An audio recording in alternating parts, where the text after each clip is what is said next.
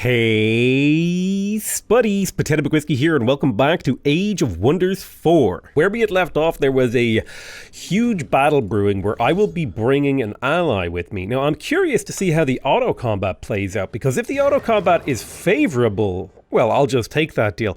Why wouldn't I? We get to kill an enemy hero. Thank you very much. And finally, the city of Rallick is well protected, well defended, and ready to continue. I may delete this outpost here, because I don't see much value in it anymore. It's costing me 10 gold and 10 mana to maintain. And I have the city of Helheim here doing basically the same job. So I'm going to start building things like storehouses. I'm going to start trying to build this city up. We need to get more food per turn. We need to get all that sort of stuff going in here. Now, we are still having a bit of a problem in Magnaford. The city is mostly in ruins. We're dealing with brigand camps. We're dealing with an outpost over here. My capital is very safe. But if I could get Rallick and Helheim protected by killing the Altar of Destruction, all we have to do is swoop over to Nilzadum, take out the Shadow Dragon, and we're in a really good spot. Now, the good news is the Samaskira, the Grove Tender, is kind of skirmishing with this guy over here, keeping him busy. And Bazurkan, the Arcanist, is assisting me in my battle over here. Not perfectly. Hey, I don't share vision with you. Why don't I share vision with you? We're allies. Oh, he's in the Astral Void. That's probably why. Yeah, I would expect Bazurkan to have more cities, but it looks like he just is sitting on the one.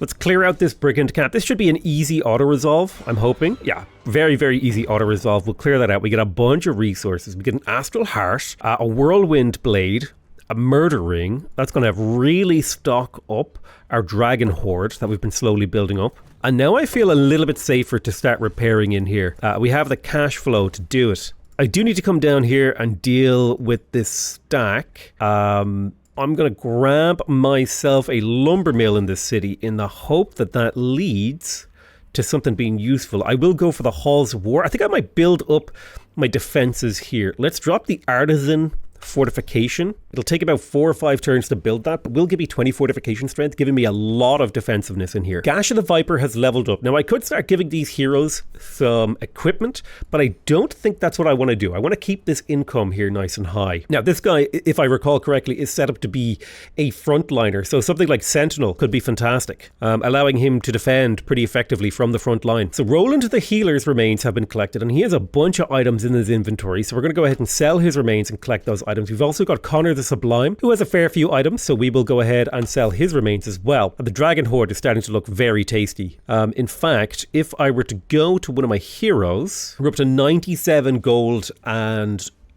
mana right now, which is a really damn good start to the Dragon Horde, and it should only get better as we kill more things. So I could gain Juggernaut Greaves. Well, I'll probably just take whichever one is the highest tier, because it's going to go into oh yeah, I'm just going to take all 3. Yoink.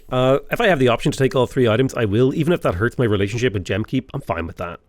They'll get over it. I think I'm going to take Druidic Empire here so that my cities will grow faster. 50% less food for growth is a huge rate increase in the expansion of my cities. That's going to massively allow my cities to hit their late game stride a lot quicker, which will give me the economy that I need to support my war effort. Let's go ahead and build a tavern. A lot of my cities are really upset because of the situation, in particular things being destroyed. So I need to start improving the opinion of my cities. Right, so we've managed to get control of Father's Rest. I would want another Whispering Stone to sort of improve the status of this tributary. But in general, this is going to be perfectly fine for me. A little bit of money, a little bit of science, a little bit of mana, just trickling in because I'm the leader of this. Now, I am only getting 20% of its income. We can theoretically get that up to 45% pretty easily. My question is, if my ally triggers an Age of Order victory, do I also win? I think I'm going to operate under the assumption that my ally is my ally, and if he wins, I win, and I'm just going to keep fighting the good fight at the Altar of Destruction. I'm going to just keep on keeping on with the game plan. We're not changing the strategy. Let's grab the Temple of Fertility. It's not an amazing building, but we may as well take it. He's returned to the Altar of Destruction. Let's keep on going. Now, the Age of Order has been cast, and so I hope that that might give us some sort of advantage in our battles. I don't know if it will. But we will be pillaging our way through his terrain with a view. Oh, that is a lot of shit down there. There is a lot of enemy forces. So I'm going to make an outpost here with a view of making a teleporter. So let's pillage.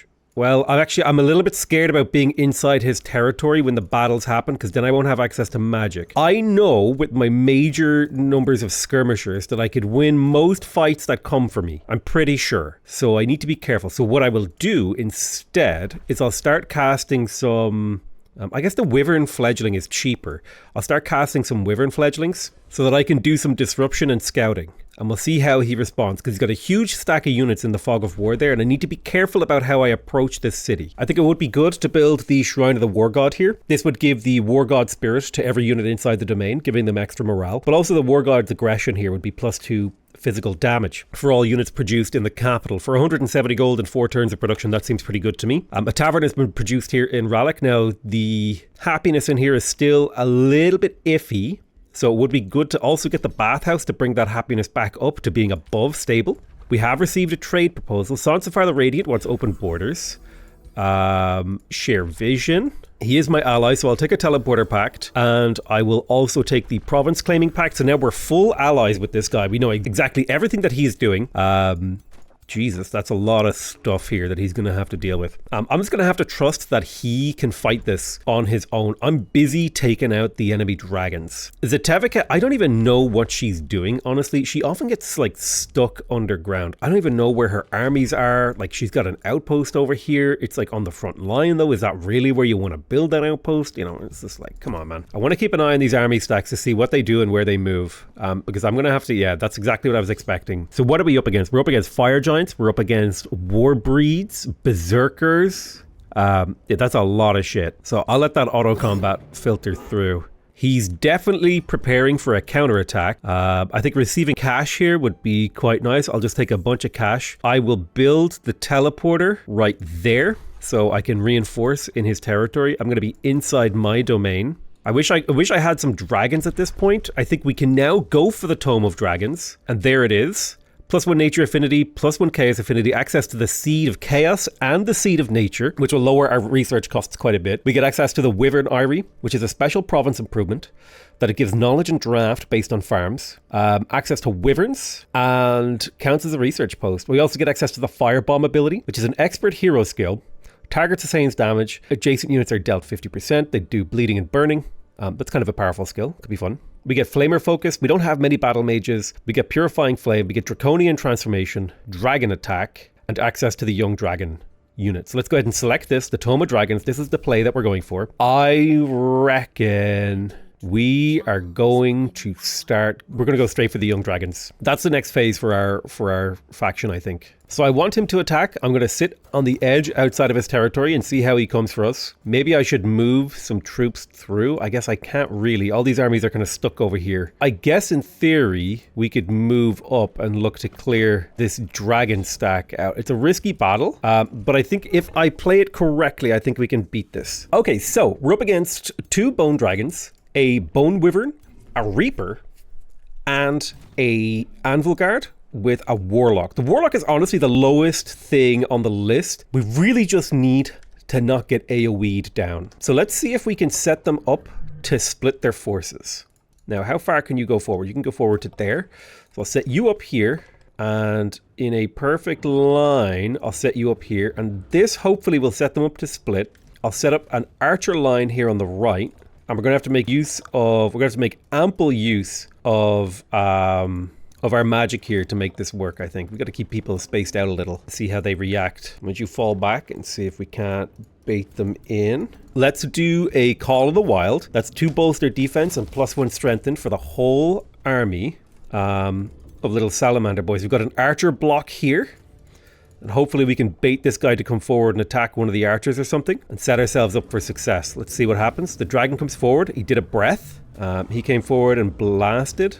Dragon came forward and did a breath that hit only 1 target. Nice, nice, nice. The Reaper. Okay, this is exactly the kind of situation we were hoping for. Now, let's mark this Anvil Guard as prey. There's 30 damage. Blap, blap, blap. There's 30 damage. Blap, blap. Get around behind this Wyvern. Hit him with the flanking attack. Now, how much damage would this Wyvern do with a single attack? With a single strike, he'll do about 17 damage to this archer. I think that's an acceptable amount of damage to take, so I'll fall back to get 12 damage countered. Let's get behind. We're going to be looking for as many flank attacks as we can get. We never want to engage these foes head on. We got to use flanking to our advantage. Let's start spawning as well. Now you can slip out of this guy's grasp and then shoot him with your little blight tendril.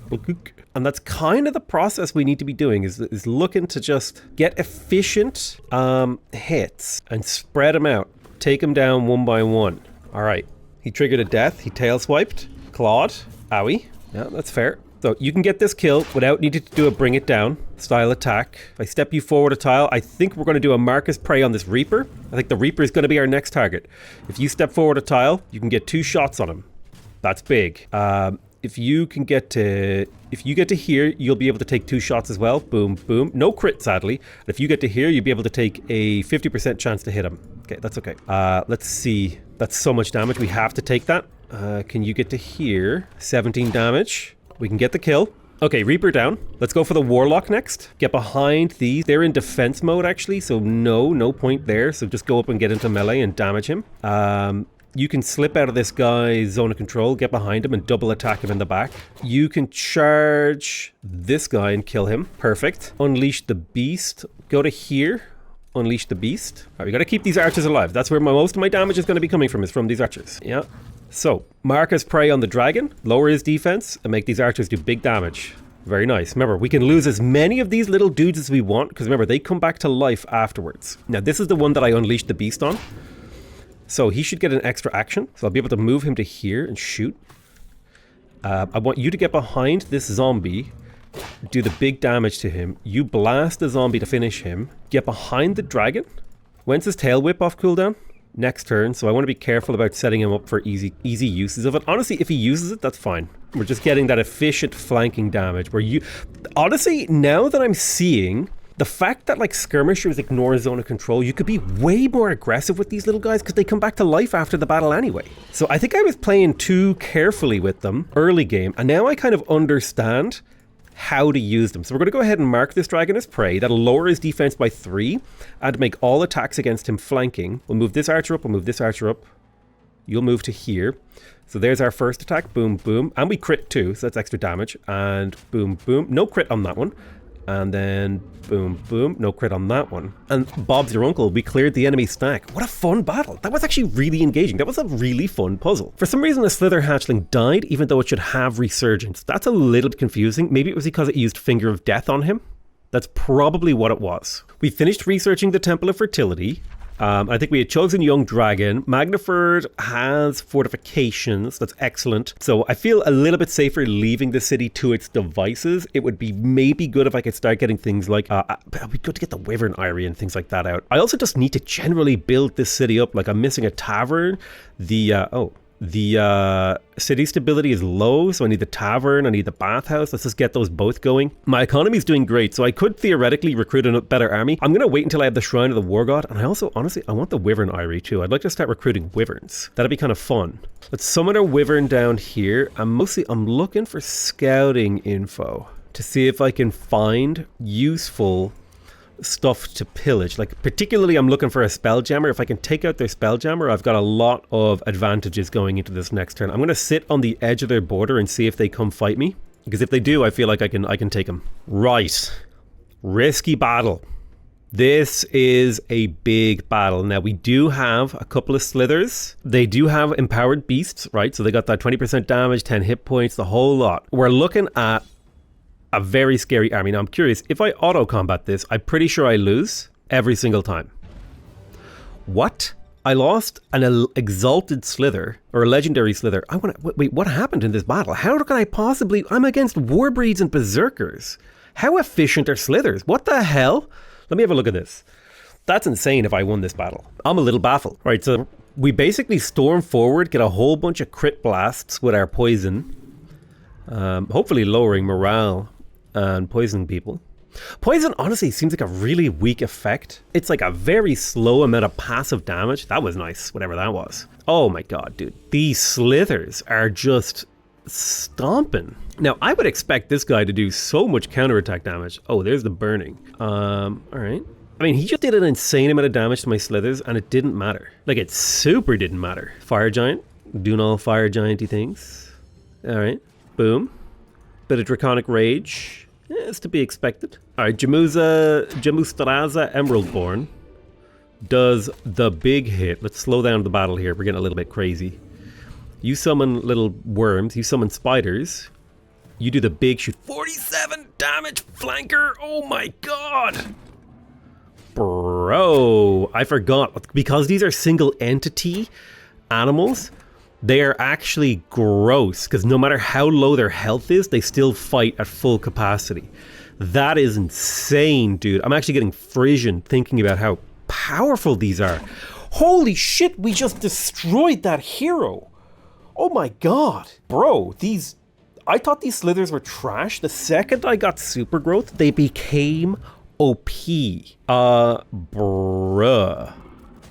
That's actually disgusting what they've just done. Oh my god. The double counterattack also is insane for a melee skirmisher unit who can not take opportunity attacks, get behind and flank. Also, they do 50% more damage on a flank, and they ignore opportunity zones when they get to max rank too. Bruh. These units are ridiculous. Okay. I am now slither pilled, okay? At first, I was like, what are these trash units? I'm going to be honest with you, like most of this game, I was thinking like, what the hell are these awful units and why am I forced to use them? Now I see their value. Now I see their power. The fact that you can have a slither run forward and crit for 50 damage on the first turn of the battle, that's insane.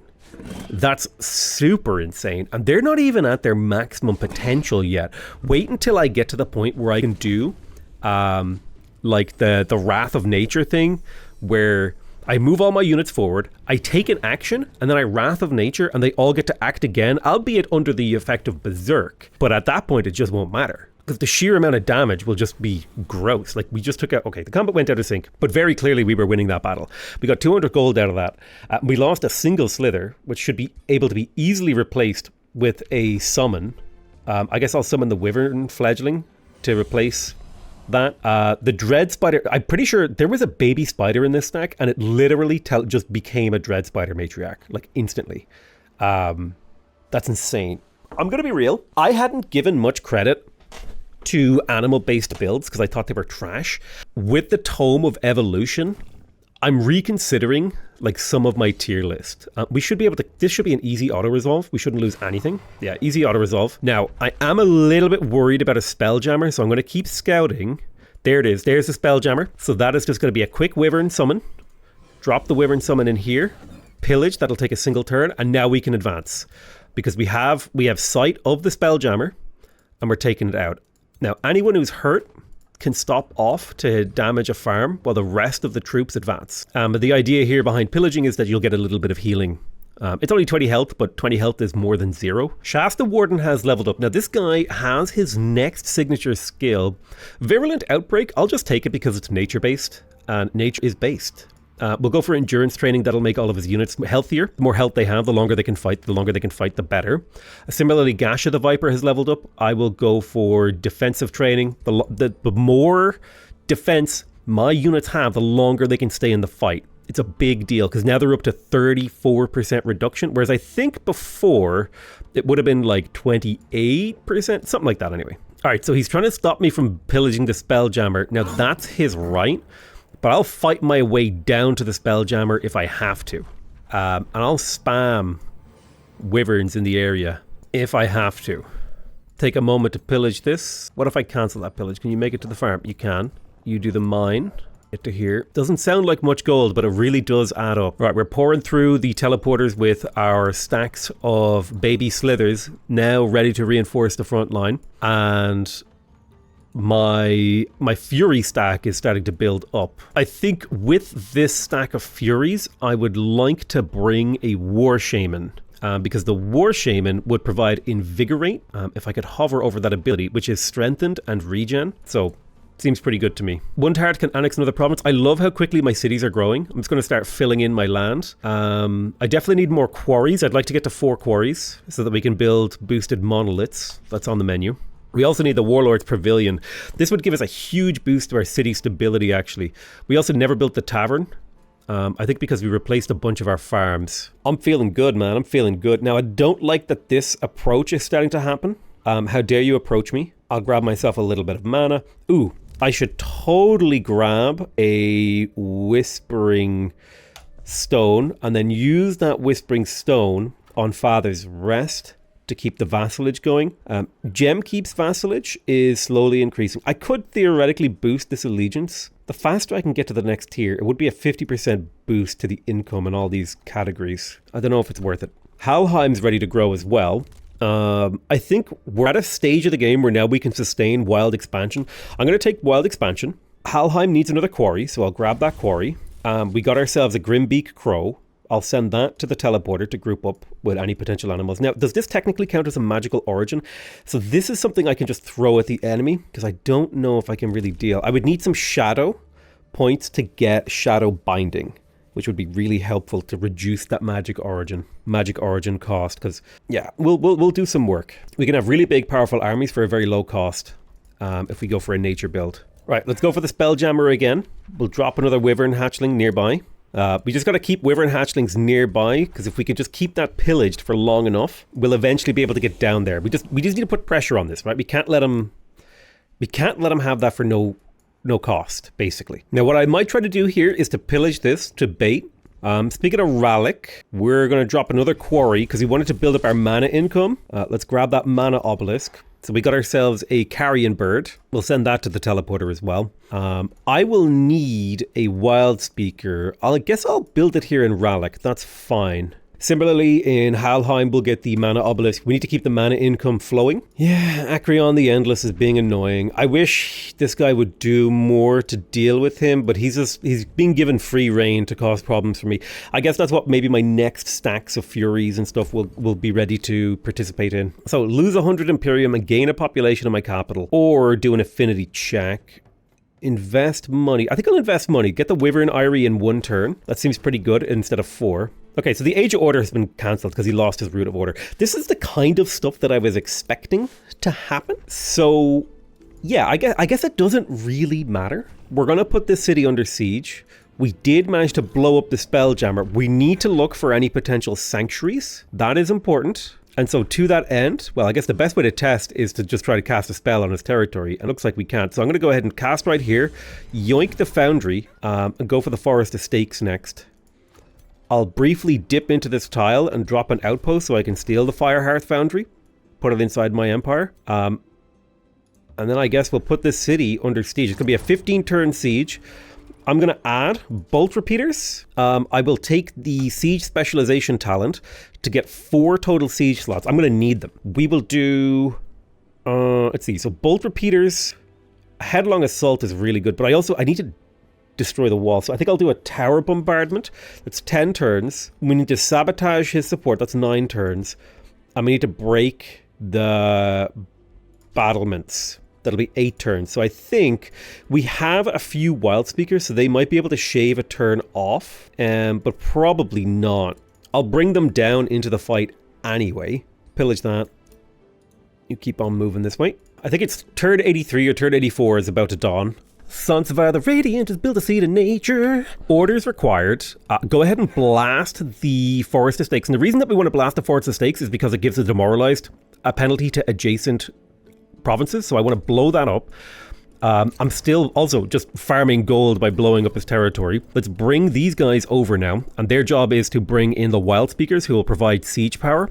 I'm hoping I could shave another turn off of the siege here. Yeah, it's down to 6 turns, so that's pretty damn good. It's going to be a 6-turn siege. He's going to have a lot of time to recruit units. I don't need to kill the Root of Chaos. I just need to blow up whatever I can find with these guys. So in this respect, because they're running around blowing stuff up, they are paying for themselves. Like the Carnival of Flesh. Let's annex the Firehearth Foundry. So now we can recruit Fire Giants at our next rally, which is going to be real handy. These are going to be super good potential late game units. So that will be fun to play around with. I think, honestly, outposts are so valuable in this game. I think I've underbuilt outposts, in particular for things like Contender Ruins and these little side things. The problem is I often find myself when I'm playing on brutal difficulty, I'd find myself just having to put out fires constantly. And so I never have time to go clear like the Forbidden Shrines or do this because all my heroes are tied up on the front line performing incredibly important duties. And if I never go all in on a battle, it always comes back to punish me. All right, let's keep on pillaging. Yes, we're becoming pure evil. That's a price I'm willing to pay for the sake of a strong economy and a powerful victory. It is a necessary evil in our path to glory. All right, so here's a stack of Furies. I'm going to send them to the north to potentially start helping defend Magnafurt. And let's see what we could recruit. So we've got Fire Wyverns. So these are the evolved versions of the...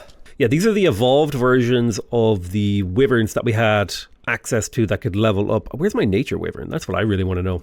Maybe I'll do a Fire Wyvern here. Let's see. So what is this guy weak to? Here's my question. Let's have a look. What kind of evolutions have you done? So you're pretty resilient to most elemental damage. So ideally Spirit or Blight damage would be perfect. That doesn't look like it's an option here. But this is a way for us to get mundane Fire Wyverns under a Wild Speaker. So I'll go for a Wild Speaker, and then I guess I'll go for... What is so special about these Wyverns? I guess they're just flying melee fighter. They're just big, scary fighters. I think I would prefer to recruit dragons. So I'll get that Wild Speaker, and then we can start recruiting dragons next turn.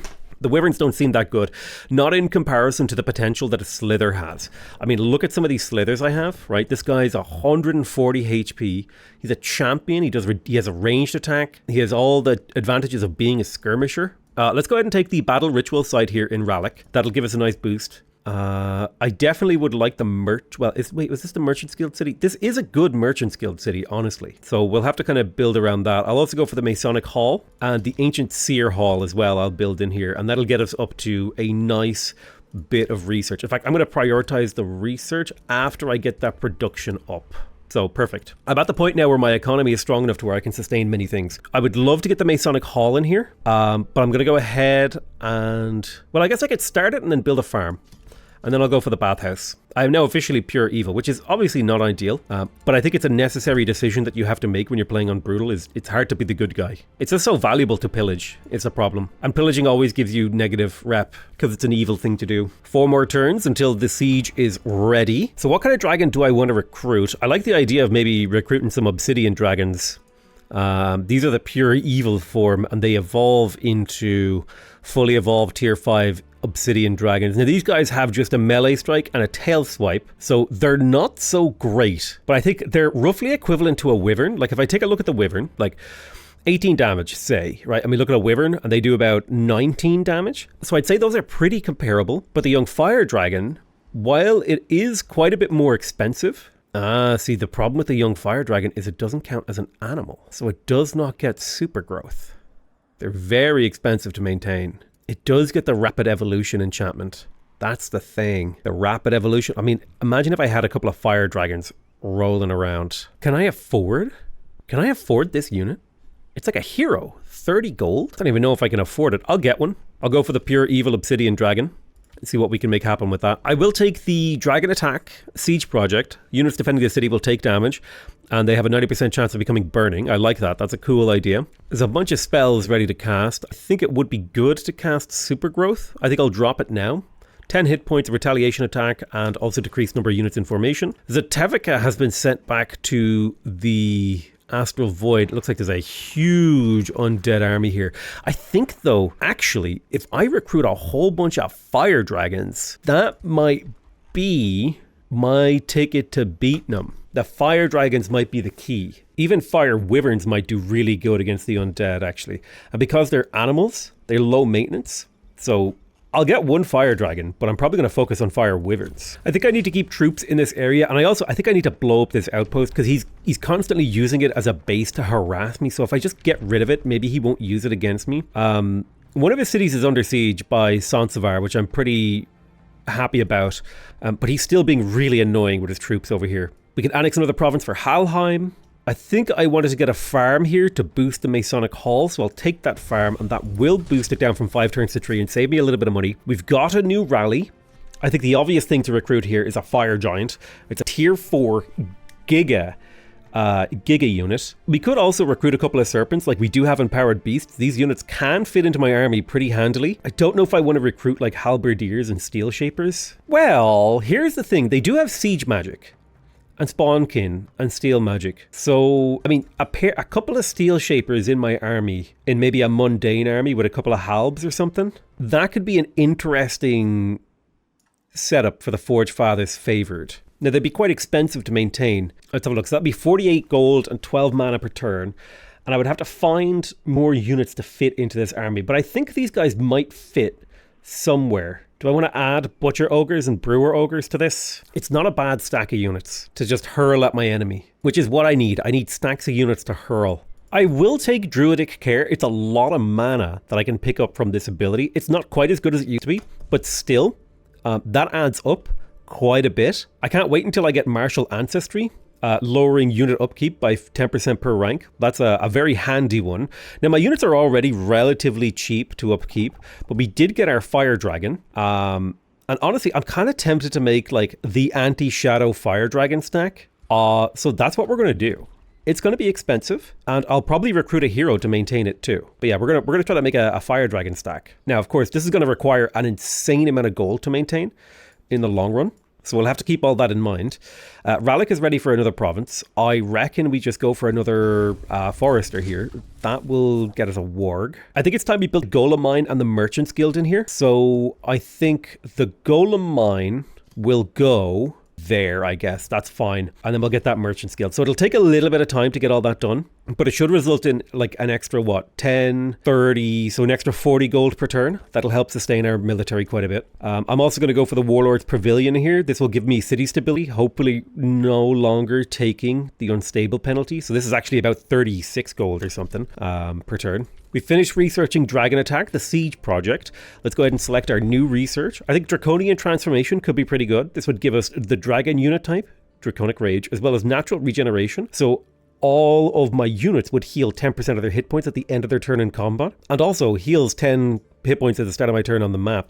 That's a really cool ability. Also, being immune to burning is quite handy, so I think Draconic Transformation is cool. I need to be a little bit careful with my income. I am going to go ahead and fire off Super Growth. That's going to be 10 hit points and +1 retaliation attack. So my boys are big now, real big. Let's take on the battle for the Altar of Destruction. Now, my strongest armies are probably just going to be dictated, so let's go take the battle. I'm pretty sure we could auto-combat this, but I feel like I should give my opponent a beautiful death, so I'm going to go ahead and fight this myself. Now, he will get to act first, which is totally fine. I'm going to be hyper-aggressive. I don't mind losing units here, because my army is now becoming overwhelming. And really, this is just about the spectacle. But I do want to try to win somewhat efficiently. So let's have a look at what you've got. You've got Restore, you've got Rally, Gash of the Viper. So why don't you unleash the beast on this guy? We'll fire a bolt here. This does pretty good AoE damage. Massively damages that tower. With our other bolt shooter, we'll do something similar. We'll try to take out this tower on the left. Bang, bang, and bang. Nice. Not like super important to the outcome of the battle. Now, what do we got here? So you've got Rally. So you could rally this tile right here. I think we're going to drop the Rally right there. Now, I could run forward. What's the damage on this? 2115. So let me see. What's the damage? If I run forward and spike you, that's 32 damage. Versus if I run up to melee, it's 31 and you have Vengeful Flames. So let's Venomous Spit at this guy. We grazed him. Not great. And now you'll run up and slap him. Bang. There's the crit. Why don't you run up and finish him? Why don't you run up and drop a poison on that dragon?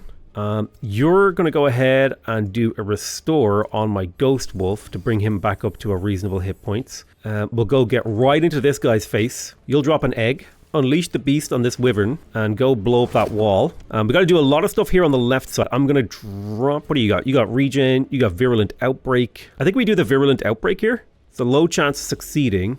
But we did manage to get poisoned and diseased, which will make them vulnerable to some damage because diseased lowers their resistance to magical damage, which will increase our overall damage.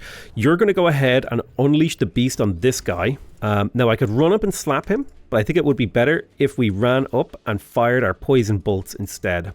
Bang. There's 25. Why don't you go up to here and boom. There's another turn. 34 because we crit. Can you hit him from here? That's a 50% chance from there. What if you moved it there? There's a 28. Lovely crit. Oh my god, we love the crits. Okay, so turn 1, we've killed a fire dragon. That's great. Let's get the spider up into the battle. 76% chance of poisoning. Poisoning went off. We got a slither. You fire a little poison bolt at this boy. Bang.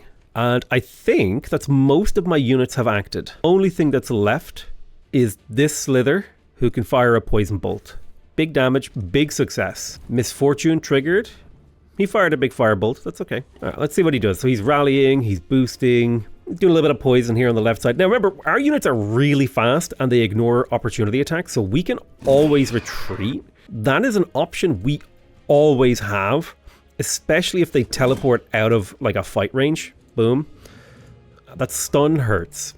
So like this guy, who's like super hurt, he can still fight at full effectiveness. Now he is pretty hurt. I think it would be good to maybe do a Call of the Wild. Just the sheer amount of extra damage and stuff. I don't need to bring down targets one by one. So I think Call of the Wild is still just like super efficient for me. The amount of defense and damage it provides to me is crazy. We're going to summon an animal behind this unit, and then it'll be able to break his defense mode, thus making him a lot weaker. Now, what is your job? You're an archer. You could just do sick damage. We're going to do that. 1, 2, 3. There's the sick damage. You could just run up and finish him. You could, in theory, get up here and hit this hero, but it might be, it's not a bad move, actually, if you just start blapping him. You guys are very slippery and difficult to kill, and all the damage we can get on him is, like, worth it. Spider, kill this guy. That way I can get the wolf in behind the enemy hero to get a really nice bite on his flank, and then I can get my slippery little dude. Wait, what if I used the sprint ability? Could you get up here with 2 attacks? No. Okay, that's fine. Boom. So that hero's almost down. What if I brought my wyvern? Oh, I didn't mean to attack the wall. I was trying to fly over the wall. That's fine. Let's conjure an animal here. That's fine. You're getting into position to fire a web next turn. My main hero, I'm going to move him forward, and I want to drop a big old breath right there. Boom. So bleeding, gilded, the whole 9 yards.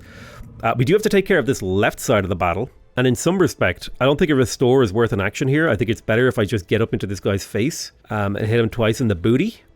Boom, boom.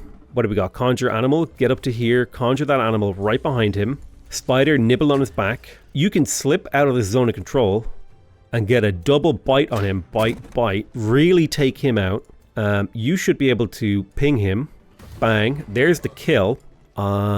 Poisoned. Let's have a look. We could slip out of this guy's zone of control if we wanted to, and then just zap him with our ranged attacks, which I think is what we do. It's the safest way, because if we go up into melee, he gets to counterattack, and honestly, just getting free damage is worth it. What did you fire off another spit? Boom. 41 damage, critical hit, and we triggered his bullshit. Dude, honestly, Unleash the Beast is really good if you get a kill, because it allows your units to act again. It's super poggers. Now, we did manage to do a Call of the Wild, which will give us a lot of defense against a lot of the bullshit they're going to do this turn. It's not perfect, but it should be a lot. That guy slipped away, which is actually perfect. Okay, and he slips away too. He comes forward for the spires. He did a whip, slips away. Now, unfortunately, we do lose a slither, but that's okay. I'm okay with losing a few slithers because their efficiency is insane. Why don't you just walk up and slap this guy with your little claws? You're going to shoot a fat web. Now, the web isn't as good as it used to be, but it's still really powerful, right? 22 damage on that. We do need to finish the dragon guy. I think I'll just run up and slap him in the booty. That's him. That's a wrap on his life. Get behind him, cancel his retaliation. Then you can shoot this guy for 24 damage because you're flanking him. I'm going to do another Call of the Wild to give everyone 10% extra damage. And then you just walk up and obliterate that dragon with a strike. You could just, honestly, you can just fall back. You're fine. You guys move forward. You play defense. You move forward. We just need to be advancing on the enemy, I think, here. Put the pressure on. Oh, if we hit, this is a kill. Perfect. Is that game over? Yeah, they're retreating. Awesome. So, that is our second dragon killed. Alapavar, the Destroyer, has been sent to the Astral Void, and the Dragon War turns a interesting corner. He has been obliterated. We only need to kill Kralikavar, the Collector, and that's a wrap. And we have some tools up our sleeves to make that happen. Let's go ahead and vassalize this conquered city. There is a city down here to the south. I'm going to send off some of these stacks to go deal with that. One hero plus the basic slithers. This should be more than enough to go deal with the city that's down here in the fog. The rest of these guys will be sent through the teleporters to the front line against the Shadow Dragon. Very, very exciting. Yeah, let's begin the old victory march. We're missing a unit in this stack. I think I'll just summon a Wyvern Fledgling. They're not bad replacements. Yeah, they're tier 1 units, so they're not amazing. My ruler is leveled up. He's level 15. One more level and he gets his final affinity. Let's have a look here. Vigor 2, Animal Handler. I think Endurance Training is a great pickup. It's 15 health plus status resistance. I mean, if you apply that across the whole stack, what is that? That's 15 times 5 is a lot. It's like 75 health, right? 10 times 5 is 50, 5 times 5 is 25, 25 plus 50 is 75. That's a crazy, crazy efficient skill. I love support hero skills. I love support heroes. It's super, super fun to build. It's my favorite way to play. I love making my units efficient. Very, very poggers. I've got 2 fire dragons. I'm going to hold off on recruiting more because my income is a little bit low. I need to either get my income up, pillage a little bit, or lose some units. But we're getting to a nice place economically, I would say. See, I could spawn a vampire spider. Ooh, so I would lose a bunch of health. I would gain a vampire spider mount, which is a tier 3. My hero would level up. I could also just eat one of my heroes to level up. I think I spawned the unit because that gives me money. And I level up, which is huge because I get my final signature skill. I reckon we can go for not really much of a melee fighter, but Holy Retribution is fine. And then if you're going to be getting into melee more, Tail Swipe would be a good move.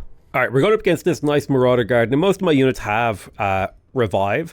So as long as they don't get auto-killed. Okay, right. We got to fight this manually. So we're up against a pair of Demon Lords. A couple of Chaos Beasts, a couple of Balors, a couple of Chaos Eaters, and some Inferno Hounds. So we should be able to deal with this pretty easily, particularly if we can like piecemeal out a few of these guys one by one and avoid taking too much in the way of AoE damage. So I'm going to push hard on the right side, and then I'm going to push gently on the left, but I'm very quickly going to pull back from the left with my slippery units and high mobility. And try to just pick these apart piecemeal. I'm going to try and make sure that only my slithers are the things that get attacked and potentially killed, because they have obviously the ability to come back after the battle. We'll just space everyone out, sort of in a tactical spread, and see what they do. So we managed to isolate a Chaos Eater. We're going to go ahead and cast Mark as Prey on him and go straight for the kill if we can. Now he is technically a melee mage, so getting him into zone of control isn't like the most important thing, but it's not pointless. So let's summon a unit. He's flanked and distracted. We'll get that damage on him. We just want to get really efficient damage, because if we can get him down to half hit points this turn, we can definitely kill him next turn. And sure, like he'll do big counter damage, but it's not going to be enough. I'm going to drop a Virulent Outbreak. I'm going to cast a Slippery, step back a tile, then cast a Virulent Outbreak on this stack over here. Now they'll mostly resist it, but I'm fine with that. And then we'll keep... We kind of want to see if we can get them to split up. That's what we're doing. So that's why we're being so hyper poggers aggressive in like a variety of directions. All right, let's see how they go. They might split here. I think he's going to go for a big damage. Yeah, that all makes sense to me. Oh, he has the Firebomb. What was that ability that he just used? Firebomb, jeez. It's pretty good. So they have split up as we were hoping, which makes our life easier in some respects, not so easy in others. First things first, I think we need to deal with this Chaos Eater, and the best way to deal with that is to get the little piggy in here, boing, and then bang. So that's him dealt with. Now we need to deal with the gremlins. Best way to deal with the gremlins is to get up in their face. I'm going to cast a Call of the Wild, just for that extra damage. He will teleport, as was expected. You will run here and fire a bolt. Bang, right, that's him dealt with. Perfect. Let's keep advancing aggressively on this left flank. So we've killed 2 of their units, which is a big disruption to their power. You're going to stand in front of him to try and bait him into attacking you. We're not quite ready for that damage. We need to get rid of these dog shows. Yeah, if you just get up into melee though, bang. He'll counterattack, but you'll do big damage. 26 damage, nice. If you get behind him and fire the poison bolt, that should be a wrap on him. See, he should die. I'm going to retreat to here and fire 2 bow shots. Get up into his face so you can tank his ability, whatever it may be. And again, I'm fine with these guys killing slithers, because slithers come back. Slithers are forever. Okay, he attacked one of my only units that doesn't have resurgence, which is annoying. Now, we need to get behind this guy. He's flanked like hell. Let's cast Bring It Down, mark him as prey, Venomous Strike, Bite, get up in there behind him, Venomous Bite, boom. Venomous Spit, Venomous Spit. The Chaos Eater will come down next, I think. You step forward, you step forward. You get behind, you get behind. You go to there, you go to there. You keep rushing, no dragging. Shoot him. I'm just going to get you to run, because I don't want you to die. 2 attacks, bang bang. And 2 attacks, bang bang.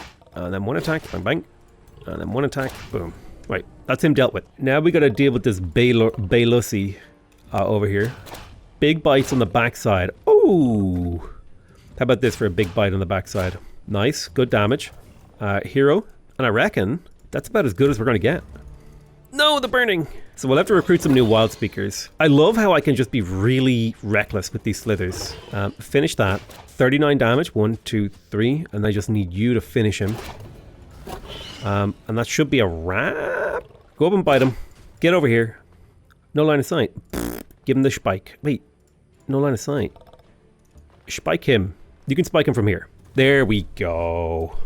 So what did we lose? We lost a couple of wild speakers in this process. I guess what we could do is build an outpost and build another teleporter while we wait for wild speakers to come through. Let's build those wild speakers. It's quite important actually to have those. I need a hero over here in Magnaford. I'm going to peel off one of these heroes and send them to the teleporter. Should be able to easily clear this. Yeah, I don't care if I lose a unit. That's okay. I can just always recruit a wyvern. Let's take quickening so we can cast spells on the first turn of combat. That's going to be really handy to get an extra Call of the Wild in for an extra +2 bolstered defense. Really does make your animals so much stronger when you get those spells off. But yeah, I'm going to call that the end of the episode. We'll be preparing to attack Nilzadoom, the final... No. Wait, where's his capital? Is it underground? Wherever this guy's capital is, that's what we're going to be going for next. I want to thank you guys very much for watching. I love you all very much, and I'll see you guys in the next episode. Bye-bye!